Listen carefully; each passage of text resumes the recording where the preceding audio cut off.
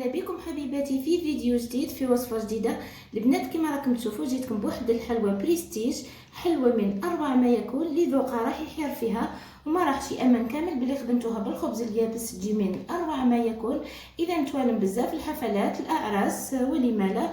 اذا هنا خدمناه بالحلوى تاعنا خدمناها بالخبز اليابس كما راح تشوفوا معايا تجي من اروع ما يكون. حبيباتي برك تعيشوا يا البنات بارطاجيو لي فيديو هذا تاع الخبز اليابس للاحباب والاصدقاء والاقارب تاعكم وكامل الناس اللي تعرفوا هكذا باش تشاركوا ان شاء الله في الاجر وربي يثبت اجرنا كامل. حبيباتي اذا كنتوا حبيتوا تعاونوني البنات وتدعموني اذا بارطاجيو لي فيديو هذا تاع الخبز اليابس، بارطاجيو القناه بقوه حبيباتي، خلوا لي كلامكم الطيب اللي فرحني بزاف ويحفزني بزاف.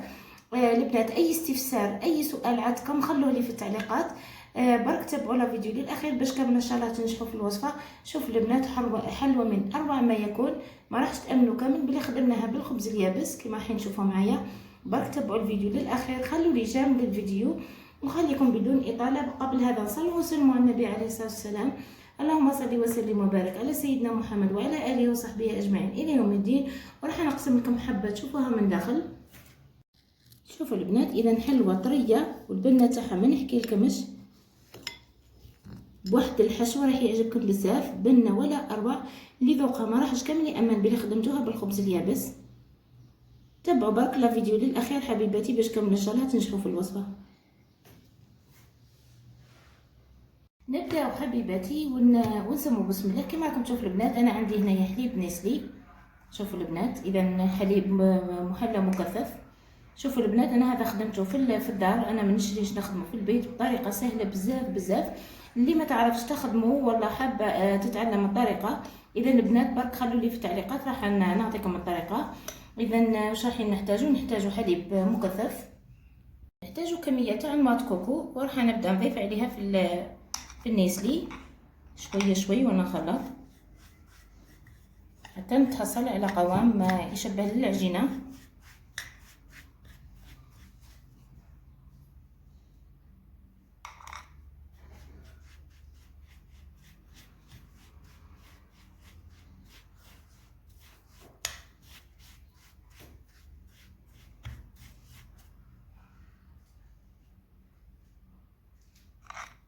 نتحصلوا البنات على قوام اللي راكم تشوفوا فيه تقريبا عجينه نقدروا نشكلوها بالايد.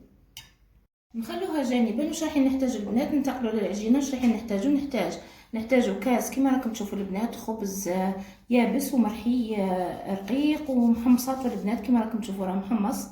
نحتاجوا نفس الكاس بسكوي اي نوع متوفر عندكم في البيت، بسكوي مرحي. نخلطوهم مع بعض مليح حتى باش يتجانسوا مع بعض.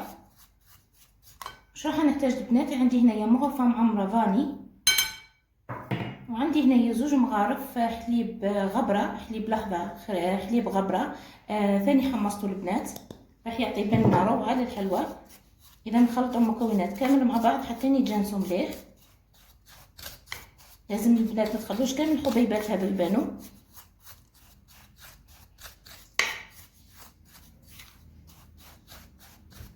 نحتاجو البنات زوج مغارف عسل كما راكم تشوفوا، مغارف يكونوا كبار، مغارف اكل،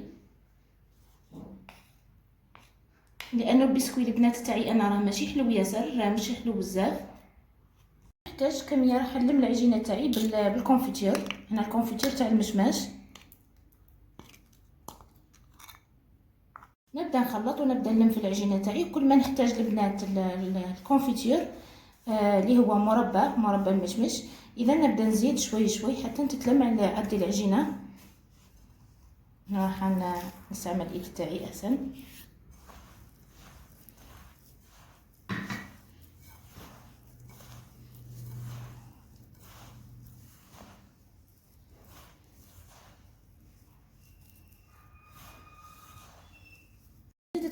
حطيت البنات كميه تاع الكونفيتير نجمه.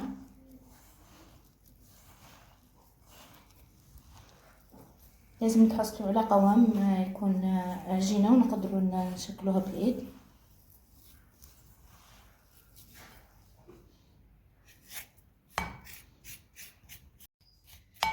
هكذا نبقاو نلمو. اذا احتجنا الكونفيتير البنات نزيدو.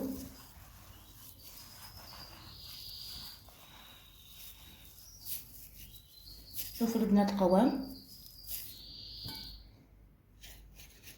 تحصلوا البنات على هذا القوام. شوفوا البنات، اذا عجينه نقدروا نشكلوها بالايد. تقدروا البنات تعوضوا الكونفيتير ولا المربى تاع المشماش، تقدروا تعوضوه بالشوكولا بلون، تقدروا تعوضوه بالنيسلي، حليب نيسلي، وتلموا به العجينه تاعكم.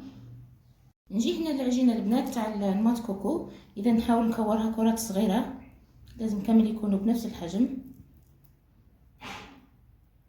بهذا الشكل.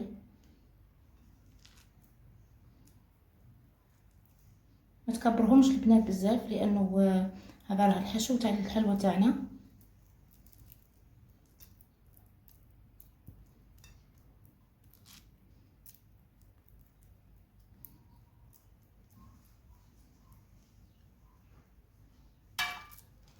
هذا الشكل اللي راكم تشوفوا فيه البنات. اذا كملنا العجينه تاع النوات كوكو، نخلوها جانبا. نجيو للعجينه البنات تاع الخبز. كما راكم تشوفوا البنات، نكوروها بنفس الطريقه، كرات يكونوا متساويين بهذا الشكل، كامل يكونوا نفس الحجم.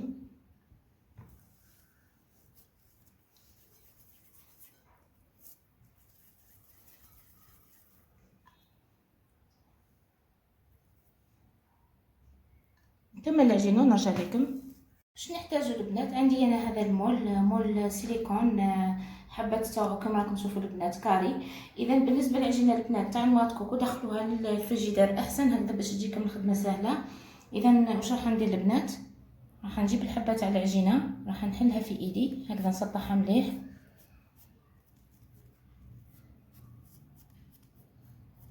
بهذا الشكل البنات. اذا نسطحوها مليح، نجيب الحشوه تاع العجينه تاع النوات كوكو، نحطها هكذا في الوسط، ونحاول نغلق عليها الجوانب بهذا الشكل.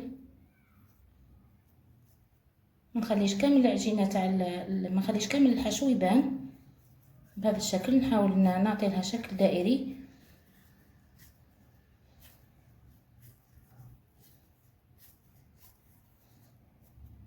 نضغطوا برك عليها البنات هكذا باش يخرج لنا كامل الهواء اللي داخل، وراح نحطها هنايا في المول بهذا الشكل. ندخلوها مليح مليح، حاولوا نضغطوا عليها هكذا بالاصابع، بكل سهوله راح تدخل. نتوما البنات تستعملوا اي مول عندكم اي شكل. هنا البنات حسيت كاين هنايا شويه هواء، نحاول هنايا نخرج الهواء اللي داخل بهذا الشكل. نحاول نغلق، نضغطوا مليح مليح على الحبه تاعنا هكذا باش تديك هي الشكل تاع المول. تقدروا البنات اللي ما عندهاش متوفر عندها مول سيليكون، تقدر البنات تكوروا العجينه برك، تخلوها هكذا كره، تعاودوا تحلوها كيما حليت انا الحبه تاعي، وتخلوها برك الشكل تاعها كروي. نعاود نخدم معكم البنات حبه واحده اخرى. اذا نحاول نحلوها مليح مليح على الكف تاعنا هكذا.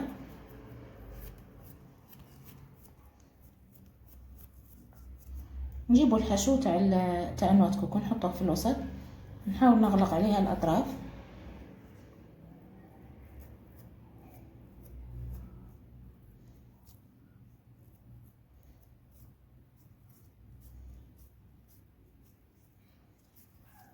نحاولوا نكوروها مره واحده اخرى باش تدي شكل كروي. اضغط برك البنات عليها هكذا باش يخرج كامل الهواء اللي داخل، ونحطها في المول تاعي بكل سهوله. نكمل الحلوى تاعي كامل بنفس الشكل، نرجع لكم. بعد ما نكمل البنات الحلوى تاعي كما راكم تشوفوا، ندخلها للكونجيلاتور البنات. لازم الكونجيلاتور هكذا باش الحلوى تحكم روحها بزاف ونقدروا نقلصوها. واش راح نحتاج البنات؟ هنايا عندي شوكولا بلون، كنت ذوبتها على حمام مائي وزدت لها البنات شويه زيت كما راكم تشوفوا. اذا بعد ما نديمو الحلوى تاعي كما راكم تشوفوا، نجيب هنايا فرشيطه باش تجيني الخدمه نقيه، نقلاصي الحبه تاع الحلوى تاعي بهذا الشكل.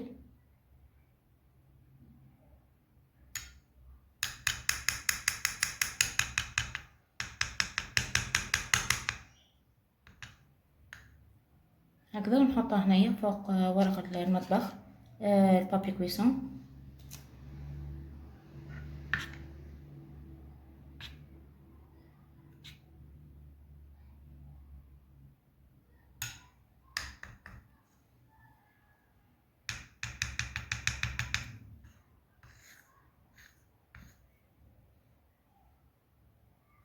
كمل الحلوى تاعي كامل بنفس الشكل. بعد ما كملت الكلاصاج تاع الحلوى تاعي البنات، اذا دخلتها للثلاجه جمدت البنات شويه، حطيت هنايا شويه شوكولا هنايا في كيس بلاستيكي. بهذا الشكل راح ندير خطوط هنايا كما راكم تشوفوا البنات.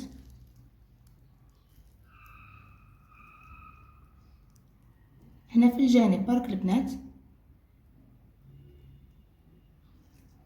وغادي هنايا هذو الورود هذو، اذا نحط هنايا ورد هنايا في الوسط، ونكمل الحلوى تاعي كامل بنفس الشكل. نشوفوها على مائدة التقديم. شوفوا حبيبتي الحلوى تاعنا على مائدة التقديم البنات، شوفوا تجي من اروع ما يكون. اذا اللي ذوقها راح يحار فيها وما راحش يامن بلي خدمتوها بالخبز اليابس.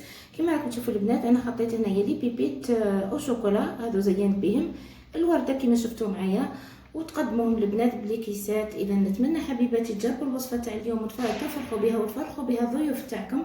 اذا حلوه كما راكم تشوفوا من اروع ما يكون.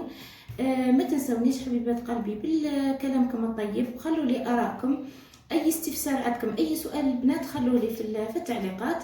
اذا نختم الفيديو تاعنا بصلاه والسلام النبي عليه الصلاه والسلام. اللهم صل وسلم وبارك على سيدنا محمد وعلى اله وصحبه اجمعين الى يوم الدين. وانتظروني غالياتي في فيديو جديد. سلام.